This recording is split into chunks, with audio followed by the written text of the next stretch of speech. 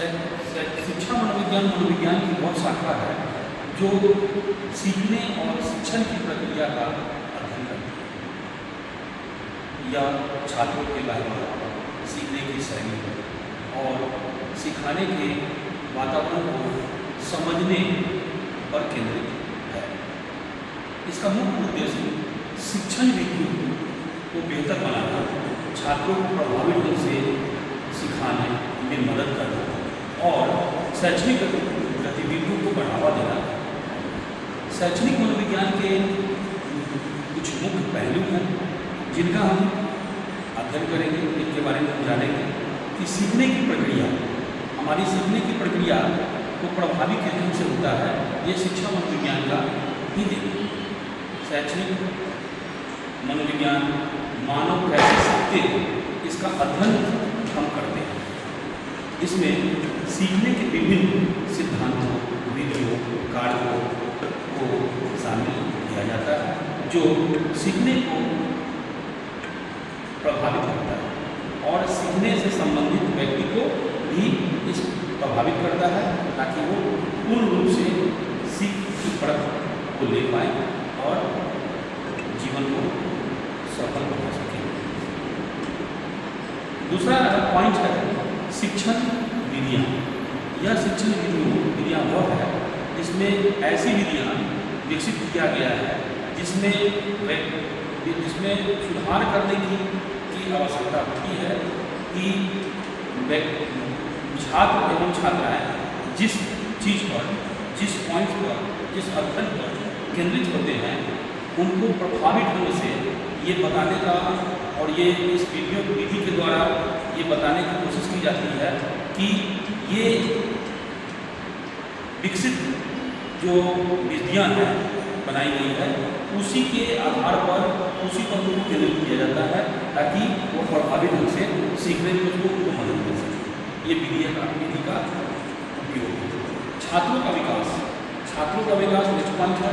यह छात्रों के संज्ञानात्मक, भावात्मक और सामाजिक विकास का अध्ययन करता है और यह समझने की कोशिश करता है कि वे विकास सीखने को कैसे प्रभावित करें। यानी जब तक वो विकास होगा और सीखने को प्रभावित नहीं होगा तब तक छात्रों का विकास, छात्राओं का विकास नहीं होगा। तो अध्ययन में ये बहुत आवश्यक है कि हम जिस पर केंद्रित हों, जिस विधि पर, उस विधि से विकास की ओर कैसे बढ़े। तो ये छात्र एवं छात्राओं को विकास की ओर अग्रसर करता है जिसमें संज्ञानात्मक, भावात्मक और सामाजिक विकास। नेक्स्ट पॉइंट शिक्षण वातावरण। शिक्षण का वातावरण व्यक्ति को यह महसूस कराता है कि व्यक्ति जिस वातावरण में हो उसका समुचित लाभ उठा सके। यानी कहने का मतलब जैसे उस वातावरण में व्यक्ति को रखा जाता है, जैसे मान लीजिए कक्षा का वातावरण क्या होगा, अध्ययन का होगा, अध्ययन और अध्यापन का होगा। तो उसमें व्यक्ति क्या होगा, छात्र छात्राएँ क्या करेंगे, सीखेंगे उस वातावरण, सीखने की प्रक्रिया प्रबल होगी, ठीक है, प्रभावी होगी, को शामिल करना और यह समझने की कोशिश करता है कि सीखने को किस प्रकार से प्रभावित किया जाए। अब इन सारी चीज़ का जो भी पॉइंट्स हमने बताया है उसका हम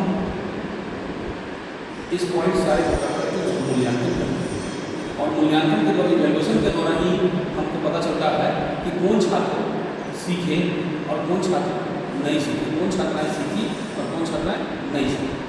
मूल्यांकन में क्या होता है, यह छात्रों और छात्राओं के सीखने के स्तर का आकलन करता है कि अगर आज हमने कक्षा का संचालन किया तो कक्षा के संचालन में आज सीखने की प्रक्रिया कहाँ तक छात्र छात्राओं में विकसित हुआ, अगर विकसित हुआ तो उसका स्तर क्या है, ठीक है। इसका मूल्यांकन हम करते हैं, जो पाठ देते हैं उसको याद करने के लिए चाहे पाठ जो पढ़ाए है ना उसको फिर से हम रिपीटेशन करते हैं और छात्र छात्राएं से उसे क्या करते हैं, उसका जवाब छात्र छात्राओं से पूछते हैं, एक एक करके खड़ा करके है ना, और उस जवाब को पूछते हैं कि हमने कल क्या पढ़ा है, हमने एक सप्ताह पहले क्या पढ़ा है, ठीक है, और हमने एक सप्ताह पहले क्या पढ़ाया उसका मूल्यांकन करते हैं, इसके अंदर में क्या रेशियो है, यानी छात्रों के के अंदर विकास, शैक्षणिक विकास हो पा रहा है या नहीं, छात्र छात्राओं के अंदर शैक्षणिक विकास हो पा रहा है या नहीं, तो उसी तरह वो आ जा रहे हैं, समय को प्रभावित कर रहे हैं। इसका मूल्यांकन हम इस विधि के द्वारा कर सकते हैं। तो शैक्षणिक मनोविज्ञान एक ऐसा मनोविज्ञान है जिससे छात्र एवं छात्राओं को या शिक्षार्थियों को शिक्षा अर्जन करने में मनोवैज्ञानिक पहलू को देखते हुए, मनोवैज्ञानिक विधियों को देखते हुए उसका आकलन एवं समाकलन किया जाता है। ये शिक्षा मनोविज्ञान, ठीक है। नेक्स्ट पॉइंट है हमारा शिक्षा मनोविज्ञान के महत्व। तो शिक्षा मनोविज्ञान के काफ़ी महत्व है।